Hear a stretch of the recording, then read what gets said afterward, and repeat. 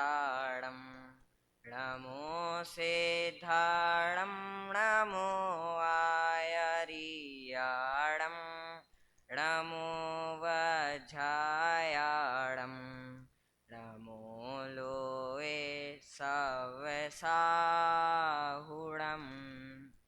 मंगलमय मंगलकरण वीतराग विज्ञान नमो ताहि जाते भये अरिहंतादि महान करि मंगल करि हो महा ग्रंथ करण को काज जाते मिले समाज सब पावे निज पद राज। इस जीव ने अनादि से कैसे का कर्म किए जिसका फल इसको अभी तक भोगना पड़ रहा है। अर्थात जैसे हम अभी तक देखते हैं कि किसी के पास आईफोन है तो हम मन में विचार करते हैं कि सोचो इस व्यक्ति ने पहले कितने कर्म किए होंगे जो इसके पास इतना पैसा है। और किसी का अगर पैर टूटा है तो अपन उससे कहते हैं ऐसे कौन से इसने पहले पाप किए होंगे जो अभी इसको पैर नहीं मिले, जो अभी इसको आंखें नहीं मिली, जो अभी इसको कान नहीं मिला। मतलब अपन सामने वालों के संयोगों, सामग्री और उनके शरीरों को देख के पता करते हैं कि इन जीव ने कैसे क्या कर्म किए। अर्थात इसका मतलब यह है कि जो भी हमें बाह्य सामग्री, संयोग, शरीर इत्यादि मिले हैं वह हमारे कर्म के ही कारण मिले हैं। और वे कर्म हैं वे हमारे साथ अनादि से लेकर के हैं। और कब तक हैं? जब तक हम सिद्ध अवस्था को प्राप्त नहीं हो पाते। अर्थात अरिहंत भगवान के तो मात्र 4 घातिया कर्मों का नाश हुआ है, 4 अघातिया कर्म तो शेष हैं, तो उनके भी 4 कर्म हैं। परंतु सिद्ध भगवान के एक भी कर्म का सद्भाव नहीं है। इसलिए जब तक हम सिद्ध अवस्था को प्राप्त नहीं हो जाते जब तक हमारे साथ कर्मों का रहना संभव है। अब आगे कहें तो वे कर्म यदि हमारे साथ अनादि से हैं और उनका यदि प्रति समय उदय आ रहा है तो उनका अभी तक तो अंत हो जाना चाहिए। जैसे एक गिलास भर के पानी है और अगर वो अपन नीचे गिराते जा रहे हैं तो उसको तो अंत हो जाना चाहिए, पानी गिलास खाली हो जाना चाहिए। किंतु अगर उनका कर्म का निरंतर उदय आ रहा है तो वे अभी तक अंत क्यों नहीं हो रहे? और यदि उन कर्मों का अंत नहीं हो रहा तो वे अनंत हुए। पर अगर अनंत हुए तो उनका सद्भाव सिद्ध अवस्था में भी होना चाहिए। परंतु ऐसा तो है नहीं, क्योंकि यदि सिद्ध अवस्था में भी उन कर्म का सद्भाव हुआ तो फिर सिद्ध अवस्था में भी जीव सुखी नहीं होगा, दुखी ही कहलाएगा। इसलिए कहते हैं कि ये जो कर्म है वे हमारे साथ अनादि से है और अनंत काल तक है।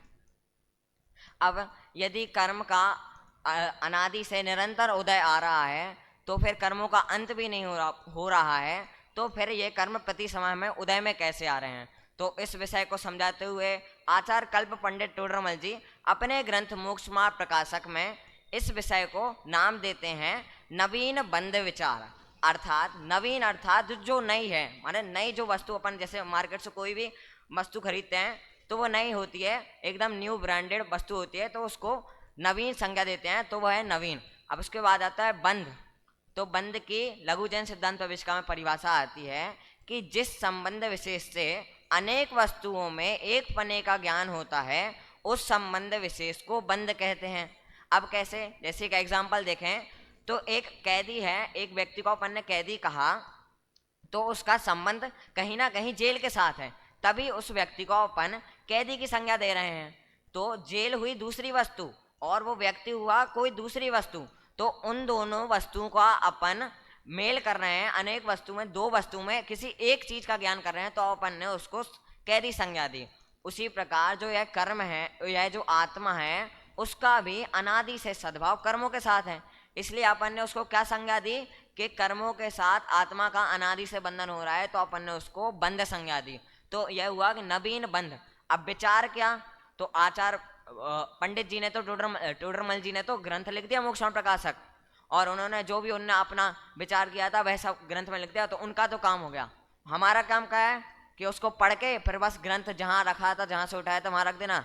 नहीं, हमारा काम क्या है कि जो पंडित जी ने लिखा है उसको पढ़ना और उसके ऊपर विचार करना। कैसा विचार करना? कि आखिर जो पंडित जी ने कहा है वह किस प्रकार से कहा है कि अगर नवीन कर्म बंधन हो रहा है तो वह कर्म हमें किस प्रकार से दुख का कारण है और किस प्रकार से वह नवीन बंधन हो रहा है। तो इस प्रकार का विचार करना, तो इसलिए कहते हैं कि नवीन बंध विचार। अब तो यह कर्म हमें प्रति समय उदय में तो आ रहे हैं, किंतु एक और इसके साथ एक और क्रिया हो रही है कि प्रति समय उदय में आते हुए भी प्रति समय नए नए कर्मों का बंधन भी हो रहा है। तो वह कैसे? तो जैसे सूरज का जो प्रकाश है वह बादल के कारण छिप जाता है, तो जिस समय के लिए जब बादल सूरज को ढका है, तो जिस समय के लिए सूरज का प्रकाश नहीं हो पा रहा है, तो उस समय के लिए तो सूरज का प्रकाश का अभाव है। किंतु थोड़ी देर बाद जो बादल के अंश में से जो सूरज का प्रकाश बाहर आ रहा है, जैसे अपन एक कमरे में एक दीवार खड़ी कर दी और इस तरफ रख दिया अपन ने एक दीपक, और इस तरफ अपन खड़े हो गए, तो दीपक का प्रकाश क्या इस दीवार के इस साइड आएगा? नहीं आएगा। किंतु अगर अपन ने उस दीवार में एक छेद कर दिया तो वह दीपक का प्रकाश इस तरफ भी आएगा। तो क्या वह प्रकाश दीवार का है? क्योंकि अपन ने छेद तो दीवार में किया है। नहीं, वह प्रकाश किसका है? वह प्रकाश तो दीपक का है। दीवार से तो वह मात्र प्रकाश आ रहा है। उसी प्रकार जैसे सूरज है, तो बादल के कुछ अंश में से जो सूरज का प्रकाश आ रहा है वह सूरज का ही प्रकाश है, बादल का प्रकाश नहीं है। उसी प्रकार जो हमारे स्वभाव हैं ज्ञान, दर्शन और वीर गुण, उनका ज्ञानावरण, दर्शनावरण और अंतराय के निमित्त से जब अभाव हो रहा है, जब उनका व्यक्तपना नहीं हो पा रहा है, तब तो उनका अभाव है। किंतु ज्ञानावरण, दर्शनावरण और अंतराय के क्षयोपशम के निमित्त से जो ज्ञान, दर्शन और वीर गुण प्रकट हो रहे हैं वे हमारे स्वभाव का ही अंश हैं। वे कोई ज्ञानावरण, दर्शनावरण और अंतराय इनसे जनित औपाधिक भाव नहीं हैं, वे हमारे स्वभाव का ही अंश हैं। और यदि वे हमारे स्वभाव का ही अंश होकर के अगर उनसे बंद हुआ तो फिर निद्रा का कारण हम किसे कहेंगे?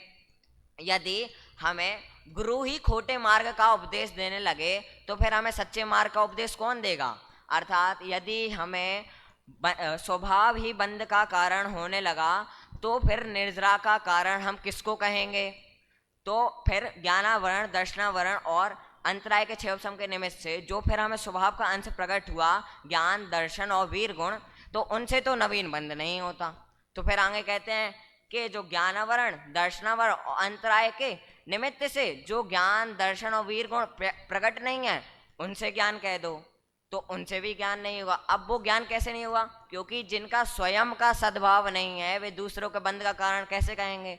जो स्वयं ही प्रकट नहीं है वे दूसरे को बंधन का कारण कैसे होंगे? जैसे एक बच्चा अगर कोई क्लास में, अध्यापक की क्लास में नहीं आया तो फिर वह कैसे विषय बता पाएगा कि कल क्या अध्यापक ने पढ़ाया था? उसी प्रकार यदि वो खुद ही प्रकट नहीं है, जो स्वभाव है वो खुद ही प्रकट नहीं है, तो वह दूसरे को बंध का कारण कैसे होगा? इसलिए कहते हैं जो ज्ञानावरणी, दर्शनावरणी और अंतराय के निमित्त से जो भाव हो रहे हैं वह बंध का कारण नहीं है। तो फिर बंध का कारण कौन है?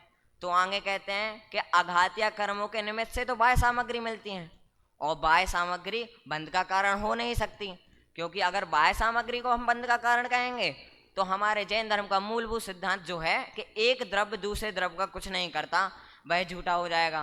परंतु ऐसा भी नहीं है, इसलिए जो बाह्य सामग्री है उनसे भी कर्म बंध नहीं होता।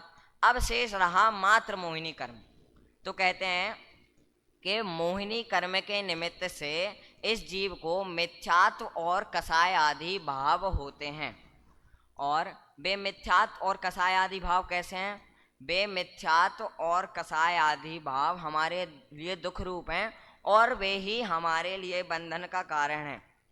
तो वे बंधन का कारण कैसे हैं? तो कहते हैं कि जो मिथ्यात्व कसाय आदि भाव हो रहे हैं वे हो तो रहे हैं मोहिनी के निमित्त से, पर हो रहे हैं भी जीव के अंदर। अतः जब हम मोहिनी का घात करेंगे तो स्वतः ही मिथ्यात्व और कसाय आदि का भी घात हो जाएगा। तो वे हमारे स्वभाव भी नहीं है, क्योंकि अगर वे हमारे स्वभाव होते तो उनका कभी अंत नहीं होता।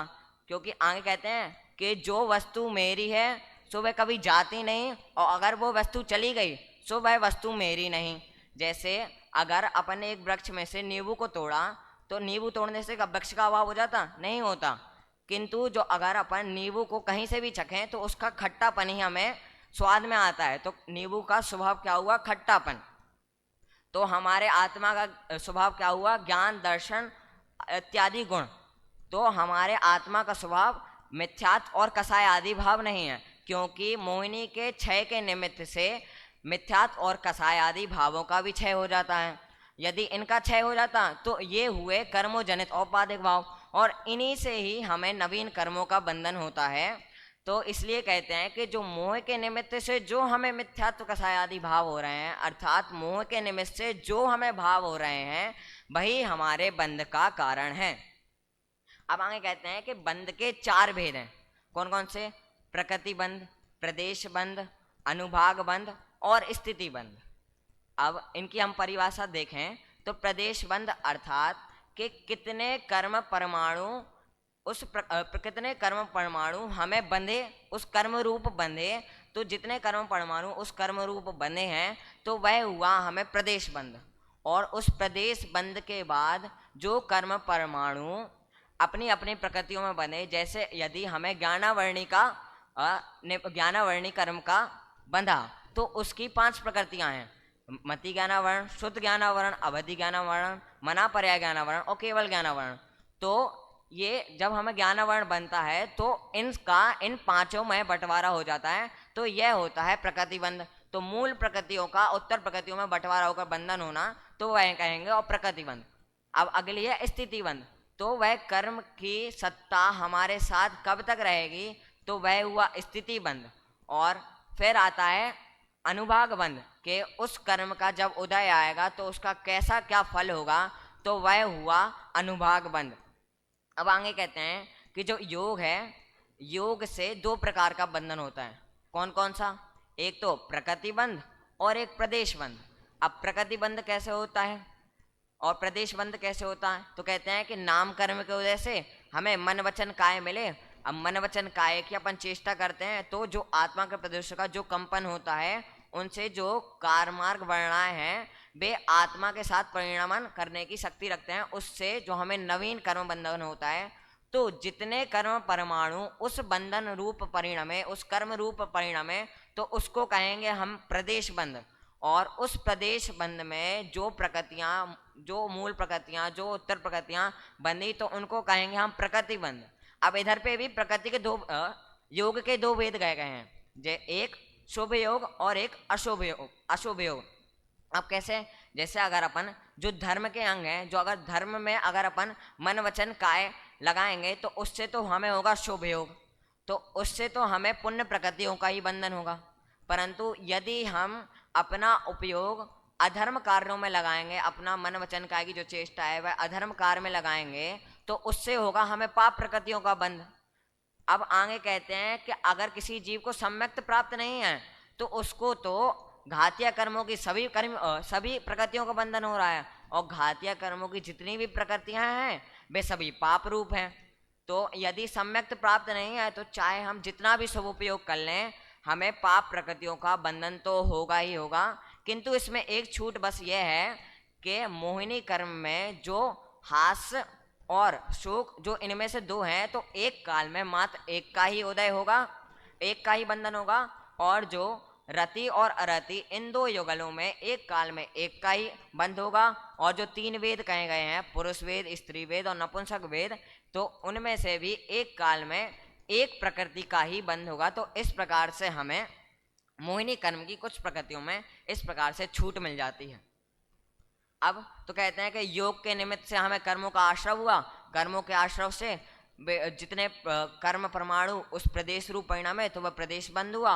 और प्रदेश बंध के बाद जो मूल प्रकृतियां हैं उनका उत्तर प्रकृतियों में जो विभाजन हुआ तो वह हुआ प्रकृति बंध। और उसके बाद यह जीव कषाय करता है, तो कषाय का कारण क्या कहते हैं कि यह जीव को कषाय के कारण अनुभाग बंध और स्थिति बंध होते हैं।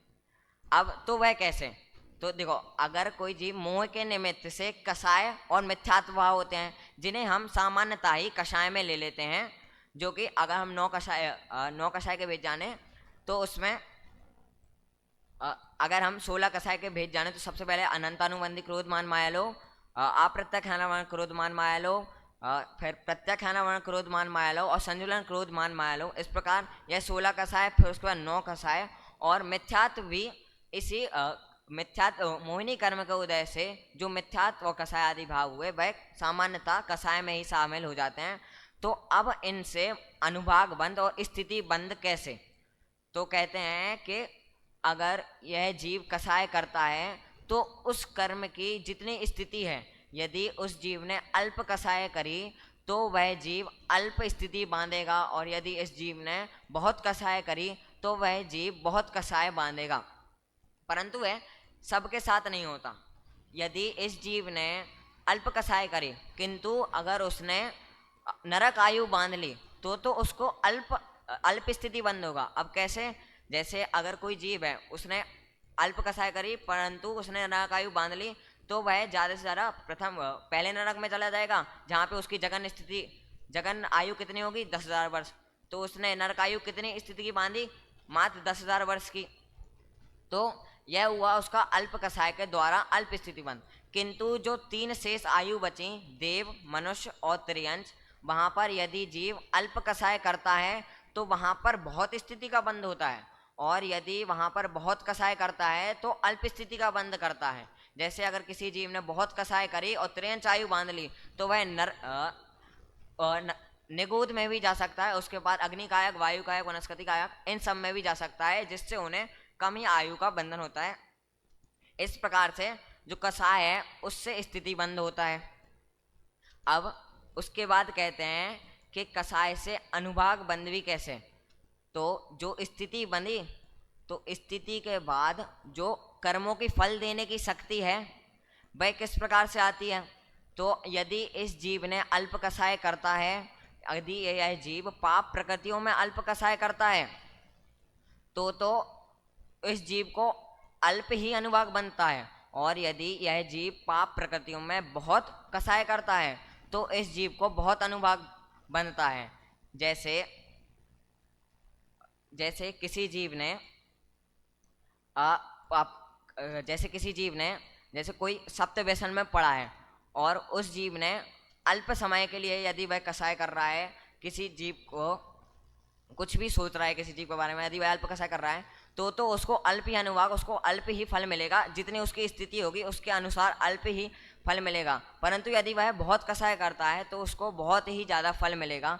अब आगे कहते हैं कि जैसे अगर पुण्य प्रकृति है तो पुण्य प्रकृति में यदि वह जीव अल्प कसाय करता है तो उसे बहुत अनुभाग मिलेगा, और यदि बहुत कसाय करता है तो उसे अल्प अनुभाग मिलेगा। जैसे यदि उसने देवायु बांधी और उसने अल्प कसाय करी तो उसको बहुत अनुभाग कैसे? अल्प कसाय करी तो बहुत अनुभाग पुण्य प्रकृति का कैसे मिला? तो जो उसको देव के जो भोग सामग्री आदि मिल रही हैं तो वह उसको बहुत समय के लिए मिल रही है, तो उसको उसका अपने जो परिणाम है उसका फल मिल रहा है।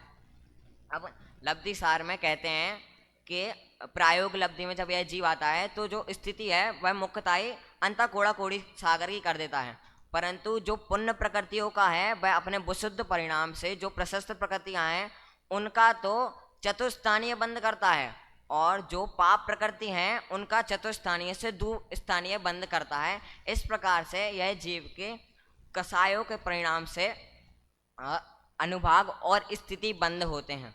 अब जैसे अगर हम इसको एक उदाहरण के माध्यम से देखें तो जैसे एक मदिरा है, वह यदि बहुत समय से रखी है और अगर अपन उसको छोटे मात्रा में भी ग्रहण करते हैं तो वह हमें बहुत लंबे मात्रा तक के लिए उन्मत्तता उत्पन्न करती है, अर्थात नशा उत्पन्न करती है। किंतु यदि एक मदिरा बहुत अल्प समय के लिए रखी है और यदि हम उसको बहुत ज़्यादा भी ग्रहण करें तो वह हमें मात्र अल्प समय के लिए ही नशा उत्पन्न करती है। तो इसी प्रकार यदि यह जीव ने थोड़े से कर्म परमाणु बांधे और इनकी थोड़ी सी स्थिति बांधी किंतु अनुभाग ज़्यादा बांधा तो उसका अनुभाग हमें उसका जो फल है वो बहुत ज़्यादा मिलेगा। और यदि इस जीव ने कर्म परमाणु तो बहुत बांधे किंतु अनुभाग उसका कम बांधा तो फिर उस जीव को उसका फल भी बहुत कम ही भोगना पड़ेगा। इस प्रकार से कहते हैं कि जो अनुभाग और स्थिति बंध है वह प्रकृति और प्रदेश से ज़्यादा बलवान है, इसलिए सर्वप्रथम हमें कसाय छोड़ना ही कहते हैं। तो वह कसाय भी हैं, वे 10वें गुण स्थान में आकर के छूट जाती हैं। किंतु जो योग है, वह योग तो अरिहंत भगवान के भी रहता है, तो उस योग से प्रकृति और प्रदेश बंध तो निरंतर होता है, किंतु अनुभाग और स्थिति बंद ना होने के कारण उन कर्मों का आश्रव तो होता है, किंतु उन कर्मों का बंधन नहीं होता है। इसलिए अरिहंत भगवान भी पूर्णतया सुखी हैं। अब आगे कहते हैं कि आपने तो कहा कि मिथ्यात्व के मोहिनी कर्म के उदय से मिथ्यात्व कसाय आदि भाव होते हैं, तो वह तो हो रहे हैं। मिथ्यात्व हमें मोहिनी कर्म का उदय आएगा, दर्शन मोहिनी का उदय आएगा, तो हमें मिथ्यात्व कसाय आदि भाव हो जाएंगे। तो फिर अगर हो रहे हैं तो फिर हम कर का रहे हैं, इसमें हमारी गलती कहाँ है? तो बाल बोध में भी इसमें कहते हैं कि जब यह जीव मिथ्यात्व कारण जो पर पदार्थों में इष्ट और अनिष्ट भाषित करता है, इष्ट और अनिष्टपना भाषित करता है, तभी इस जीव को कसाय आदि भाव होते हैं। यानी वहाँ पर भी कहा है कि इस जीव की स्वयं ही वहाँ गलती है। यदि वह जीव मोहिनी कर्म का उदय आ रहा है तो भी अगर वह अपने परिणाम विशुद्ध रखता है, पर पदार्थों में इष्ट अनिष्टपना भाषित नहीं करता है, तो उसको कसाय उत्पन्न नहीं होंगी। यदि उस जीव को कसाय उत्पन्न नहीं होंगी तो कर्मों का बंधन भी नहीं होगा, और कर्मों का बंधन नहीं होगा तो वो धीरे धीरे कर करके मोक्ष अवस्था को भी प्राप्त कर लेगा। किंतु अब हम यह जो कसाय हैं वह छोड़ाएं कैसे? तो कहते हैं कि तत्व ज्ञान के अभ्यास से जब यह जीव पर पदार्थों में इष्ट और अनिष्ट भाषितपना नहीं करेगा, अर्थात जब हम तत्वों का श्रद्धान करेंगे, जो जीवादि 7 तत्व कहे गए हैं उनका वास्तविक श्रद्धान करेंगे, उनका ही निरंतर अभ्यास करेंगे, उन्हीं को अपनी वह परिणति में रमाएंगे, तो यह जीव पर पदार्थों में इष्ट अनिष्ट पना भाषित नहीं करेगा, जिससे इस जीव को नवीन कर्मों का बंधन नहीं होगा और वह स्वतः ही कुछ समय बाद मोक्ष अवस्था को प्राप्त करेगा। हम सभी भी तत्व ज्ञान के अभ्यास से इन कसायों का जल्द से जल्द अभाव करें और सिद्ध अवस्था को प्राप्त करें। इसी मंगल भावना से मैं अपने व्याख्यान को विराम देता हूँ।